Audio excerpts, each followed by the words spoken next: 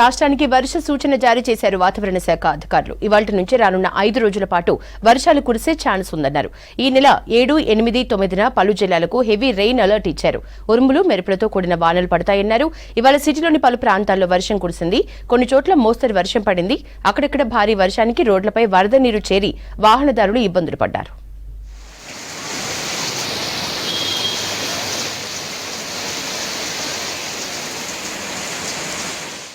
రాష్ట్రంలో రానున్న 5 రోజులు మోస్తరు వర్షాలు కురిసే అవకాశం ఉందన్నారు వాతావరణ శాఖ అధికారులు.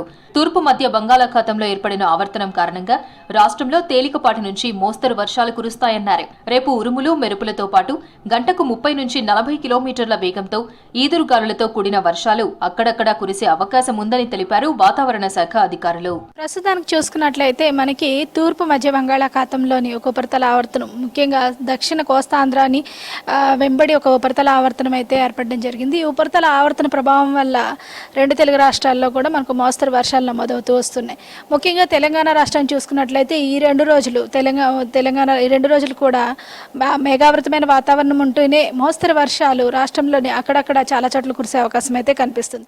రేపు ఎల్లుండి నిజామాబాద్, జగిత్యాల, రాజన్న సిరిసిల్ల, సిద్దిపేట, వికారాబాద్, సంగారెడ్డి, మెదక్, కామారెడ్డి, మహబూబ్ నగర్, వనపర్తి, నారాయణపేట్, జోగులాంబ గద్వాల, సంగారెడ్డి, యాదాద్రి భువనగిరి జిల్లాల్లో మోస్తరు వర్షాలు కురిసే అవకాశం ఉందన్నారు వాతావరణ శాఖ అధికారులు.